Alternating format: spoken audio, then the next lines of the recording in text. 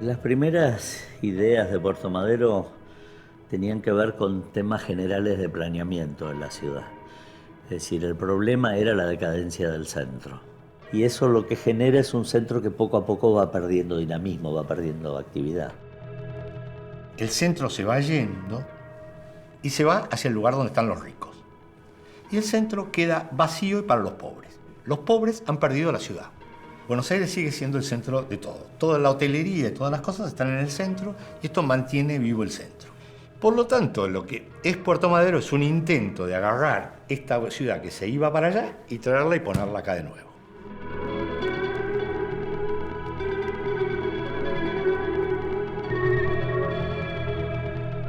Dinamizar el centro, abriendo un espacio donde puedan producirse productos de última generación, era una gran salida para el centro de la ciudad. El Ayuntamiento de Barcelona tiene preparado un proyecto según el cual los muelles que van desde el Paseo de Colón hasta la Barceloneta abandonarían sus actuales funciones comerciales para convertirse en una amplia zona de esparcimiento ciudadano.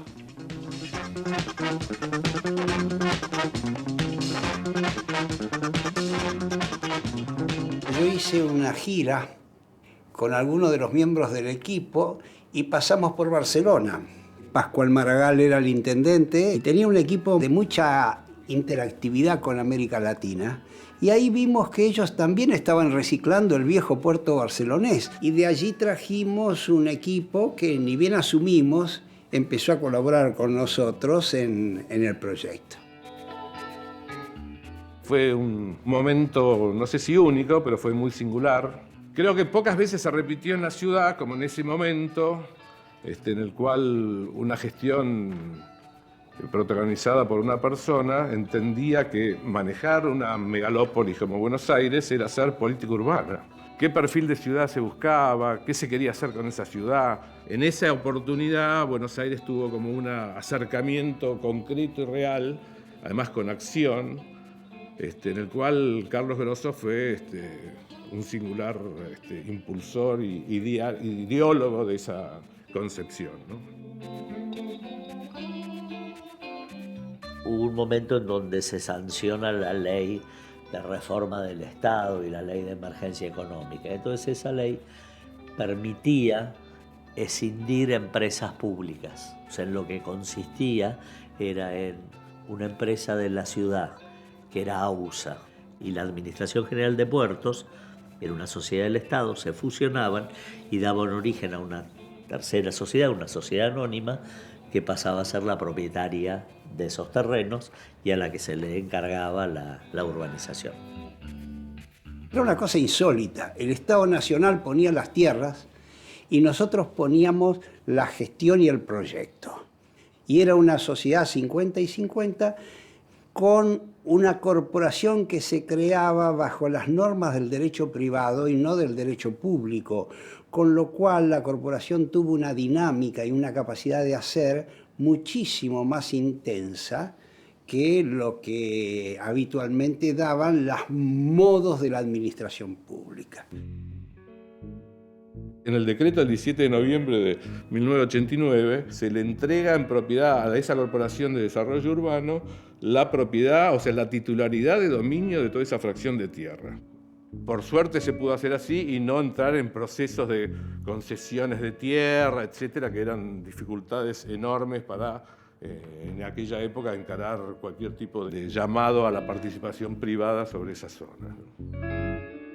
El gran proyecto de la Corporación Puerto Madero es haber inventado la Corporación Puerto Madero, o sea, haber inventado una manera de gestión. El primer conflicto fue con la IGJ, porque una persona que tenía autoridad en ella sostenía que no se podía hacer una corporación tan despareja donde la nación colocaba las tierras y la ciudad solo colocaba ingenio. ¿Y nosotros qué poníamos? La miserable alegría de crear, y eso no valía, para él valía -10. Nosotros, para ganar tiempo, Lo que empezamos a hacer es tratar de aprender de las experiencias que se habían hecho de remodelación de estos antiguos puertos y waterfront. Había algunas experiencias interesantes en Estados Unidos, sobre todo el puerto de Baltimore. En New York habían hecho Battery Park y había ahí una experiencia, y César Pelli de alguna manera nos dio una mano para tomar contacto con la gente que había hecho ese desarrollo. Había también una experiencia negativa de cómo hacer esas cosas, digamos, que eran los Docklands en Londres. Todo eso fue hecho con gran cantidad de plata de fondos públicos. Puerto Madero no. Inclusive Puerto Madero nunca fracasó, como sí fracasaron los Docklands de Londres. Nos íbamos encontrando con los primeros problemas, que eran los vecinos. Vecinos muy poderosos, como por ejemplo el Diario de la Nación, que en ese momento tenían como la primer fila de edificios sobre el río. Los primeros que aparecieron fueron los operadores del puerto, que pensaban que perdían una parte importante de su operación, y esto, digamos, coincidió con lo que fue la licitación de los muelles del puerto, y por lo tanto ellos centraron su discusión en cómo iba a ser la nueva operación del puerto, y a Puerto Madero un poco lo aceptaron, digamos, resignarlo. La conjunción de esa decisión política de hacer, más las facilidades que ese contexto normativo, etcétera, que se estaba gestando en ese momento, fueron cruciales para que Puerto Madero dejase de ser otro proyecto más, porque hubo infinitos proyectos, no sé infinitos, pero varios proyectos previos que nunca pasaron de ser un trabajo de laboratorio, de un ensayo, planos, dibujos, etcétera. Nosotros teníamos la clara convicción de que Puerto Madero había que hacerlo. Íbamos a hacer un concurso, pero cambiando un poco las características de los concursos. Es decir, no iba a ser como los concursos tradicionales de arquitectura, iba a ser un concurso de urbanismo. Participamos de la elaboración de las bases, junto con la arquitecta Odilia Suárez, el arquitecto Heriberto Allende, el arquitecto Jorge Moscato y yo. Y con eso se llegó a elaborar, después de varios meses de trabajo, una de lo que puede haber sido las ideas básicas y originales que conformaron lo que terminó siendo finalmente lo que es hoy la morfología que uno ve en Puerto Madero. Puerto Madero tenía que parcelar chico, porque cuando más chicas fueran las parcelas, mayor era el espectro de inversores que podíamos convocar. Los inversores solo veían torres como posibilidad de construir, y en este sentido imaginaban Puerto Madero como un bosque de torres. Nosotros insistíamos mucho en las tipologías de la ciudad, es decir, en unas manzanas rectangulares, no sé, que tuvieran un centro de manzana, pero que reprodujeran la morfología de Buenos Aires, con plantas bajas comerciales. Claro, la discusión era entonces dónde se ponían unos y otros, y más o menos la proporción era que había que hacer tantos metros cuadrados en edificios, digamos, tipo palazzo, como en torres. Había que diseñar una ecuación económica financiera con los recursos propios de la corporación. O sea, los recursos eran los ingresos a través de las ventas, y con esos ingresos hacer los desarrollos de infraestructuras, parques, paseos, mobiliario urbano. Bueno, todo había que gestionarlo y mostrar alta calidad. Conceptos básicos, uno era el tejido de una cierta característica sobre el borde de los diques de dos manzanas, que conformaran como una zona urbana, etcétera, y el detalle, digamos, singular de los dos clústeres de torres, o sea, de los dos racimos de torres que se metían en la zona destinada a áreas verdes del parque que finalmente se terminó construyendo en Puerto Madero, como un área, digamos, donde alojar los grandes edificios que en aquel momento pensábamos. 98 proyectos recibimos. Y yo puse una sola condición al concurso, que no hubiera un solo primer premio. Elegimos 3 con tan buena fortuna como para que uno de ellos fuese el estudio de Bortagaray, que venía trabajando desde hacía muchos años con este tema, y que los otros 2 fueran 2 estudios de gente muy joven, que le colocó a lo que era un cierto clasicismo de Bortagaray, la alegría y la espontaneidad y la creatividad de dos estudios jóvenes que luego crecieron en prestigio.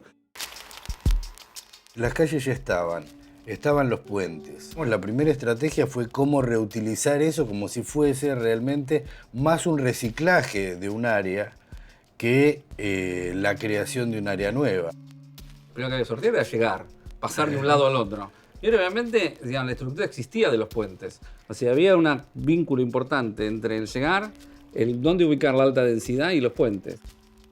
Por ejemplo, un proyecto como el de Bortagaray proponía definir hasta los materiales de construcción. Es decir, por ejemplo, él quería que los edificios del lado oeste fueran de ladrillo colorado. Y bueno, esas cosas después finalmente no sucedieron. Se empezó con los docks de ladrillo rojo de este lado y eso, digamos, de alguna manera mantuvo al proyecto con visibilidad, permitió financiar a la corporación y permitió financiar la infraestructura y de alguna manera fue incorporando una parte de Puerto Madero a la ciudad.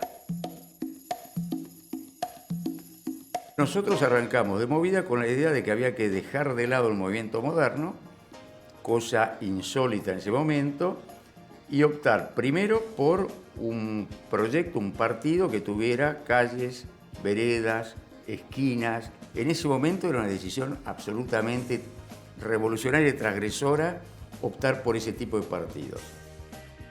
En el tejido de la ciudad marcábamos calles transversales para que esa vida se pareciera lo más posible, digamos, a lo que se vive en Buenos Aires. Todo el tiempo lo que nosotros teníamos en la mente es que justamente la ciudad de Buenos Aires que continúe la trama, pero mejorada. Fuimos 3 representantes de cada equipo y se armó un nuevo equipo de 9 arquitectos. Y ese equipo de 9 arquitectos representantes de esos 3 equipos tenían que producir el master plan definitivo. Nos teníamos que sentar por un lado, a discutir de igual a igual con el decano de la facultad en ese momento, el que me había firmado el título a mí 3 años antes o 4, no mucho más. Y con Enrique y el equipo de Enrique, que después fue el secretario de planeamiento. O sea, era una cosa complicada. Sí. Y nosotros teníamos novio cumplido 30. No, yo tampoco. Ni éramos unos nenes. Éramos unos nenes. Todas las discusiones las llevábamos al papel, entonces se armaban enchinchadas, se veía lo que estábamos diciendo. Me acuerdo de Manolo discutiendo, sentado en su tablero y con la paralela todo el tiempo, discutiendo y sin dejar de dibujar. Y él no dejaba de dibujar, me acuerdo. La necesidad de integrar unas tierras a una ciudad que de alguna manera ya tenía sus lineamientos generales plasmados y consolidados, una de ellas fue trasladar la forma de resolver los edificios en altura, que era la clásica, lo que llamábamos la clásica después propiedad horizontal. Pensábamos sí que las torres tenían que llegar al piso y que no tenían que tener basamentos, sino que tenían que estar rodeadas de jardines con el suficiente espacio alrededor como para que esos jardines participaran del espacio urbano también. Para octubre, noviembre de 1992 se pudo entregar finalmente el plan maestro que diría que en un 98% resume hoy lo que es la conformación de Puerto Madero, básicamente en el lado oeste, es decir, de los diques hacia el río. Digamos. Nos tocó transformar el plan maestro en un proyecto de ordenanza para que tuviera ya norma normal y fuera un distrito normal y todo el mundo pudiera desarrollar normalmente la construcción como en cualquier otro lugar de Buenos Aires, sin la necesidad de una intervención especial y de una autorización especial. La primera intervención fue el deslinde fue al decreto, el decreto termina en la escritura de dominio original que hace la Escribanía de Gobierno y es el antecedente no solo de las normas, sino de todos los títulos de propiedad de Puerto Madero. Una de las ideas que nosotros teníamos era que para democratizar el uso del desarrollo teníamos que hacer mucho hincapié en una gran dotación de espacios públicos, digamos, ¿no? Entonces, ¿qué pensamos en ello? Primero, el tema del agua y de la preservación de los 4 diques y sus casi 40 hectáreas de superficie, más todo un paseo público alrededor, como son hoy los famosos malecones o banquinas, como le decíamos en aquel momento, que había muchas presiones, intenciones y muchos proyectos anteriores en los cuales había diques que directamente los rellenaban, otros que les pasaban con vialidades por el medio. Si nosotros entendimos que eso en esa zona no podía ser, que además teníamos que preservar el espíritu del viejo puerto porque era algo ya incorporado en el colectivo de la ciudad de Buenos Aires, que poco se había visto porque se veía a través de unas rejas.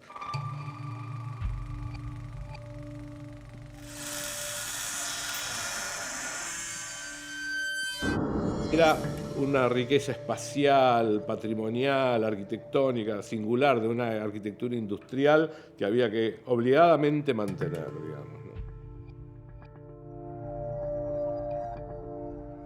Esta es la intervención que hicimos nosotros, la banquina, ahí abajo. La tecnología de ese proyecto naturalmente se extendió a la otra banquina y al resto de Puerto Madero. La primera parte que se hizo fue este extremo que está acá, el módulo 1, en el cual se definieron la baranda, los pisos, las luminarias, todos los ensayos sobre los temas de pisos que se podían colocar. Había una obsesión con el reciclaje de lo que hubiera, que todo eso el visitante o el usuario tuviera la percepción de que era algo intemporal, de que siempre hubiera estado, que no hubiera una situación en la cual estuviéramos proyectando algo nuevo, sino un reciclaje de algo. Lo nuestro, me parece que justamente tiene esa cosa de la intemporalidad. Podría haber estado antes, o se podría haber hecho después. O sea, no imita la historia, pero hay una tradición.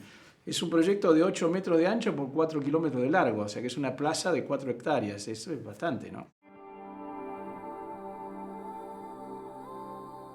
Era inevitable que uno se imaginara el cruce peatonal en el dique que decíamos institucional, que es justo detrás de la Casa de Gobierno, y que se continuaba el eje. Y apareció el puente. En el proyecto hay un puente que era diferente, no era el puente de Calatrava, pero era el puente en ese lugar. Que era inevitable que apareciera, por ejemplo, un parque público en ese lugar como correlato de la Plaza de Mayo detrás y que siguiera ese. El parque público existe. Claro. Era inevitable dejar el molino viejo de ladrillos como un edificio para un uso querible, con actividad y con una plaza delante. Efectivamente apareció. Pero era inevitable que llevaran los barcos históricos. Entonces habíamos puesto la fragata Sarmiento en el dique 3 y la corbeta Uruguay en el dique 2. ¿No hay dónde están? ¿Dónde están? Pero estamos hablando del año 90, donde no estaban estos, no había nada. La idea de tener todo junto en un lugar y que se mezclaran y que se cruzaran y que el tipo que iba a laburar caminara por la misma vereda y usara el mismo colectivo que el tipo que volvía a su casa o que salía de su casa y demás, que hoy es como el dato elemental de cualquier desarrollo urbano que alguien va a hacer en cualquier lugar del mundo. En ese momento era absolutamente nuevo y bueno, nosotros teníamos en claro esto en principio. Estaba claro que si se llegaba a hacer una experiencia potente sobre ese espacio tan fuerte como es el espacio de los diques, con los galpones colorados, etc., la volumetría que se construye ahí alrededor tenía una vocación de convertirse un poco en la postal de la ciudad. Puede ser que aparezca alguna crítica, y yo voy a hacer una de ellas, y es que nos faltan establecimientos educacionales públicos, que nos falta transporte público para que la gente llegue, no necesariamente con el automóvil. Y yo diría que tal vez darle a los silos, que alguna vez fueron contenedores de granos, un destino definitivo. Es un barrio que pasó a existir, o sea, con sus críticas de segmento o de sesgo elitista o digamos, con distintas opiniones sobre la manera que se ocupó, pero es el modelo que podía tener eficacia y realidad, pero es un segmento de la ciudad que vive. En el fondo el éxito del proyecto es la totalidad. Digamos, es todo eso que uno ve con las torres, con los diques. Hay obras de arquitectura buenas, hay obras de arquitectura regulares y hay obras malas. Y así es la ciudad, digamos. Está bien que así sea. El proyecto de Puerto Madero ha sido tan exitoso porque tuvo un master plan. No solamente porque tuvo una visión de alguno de nosotros estratégica, sino porque tuvo un master plan. Una fuerte, digamos, vocación de que esto no fuese otro proyecto, pero al mismo tiempo sabíamos que el proyecto iba a durar lo que duró, 20 y pico de años.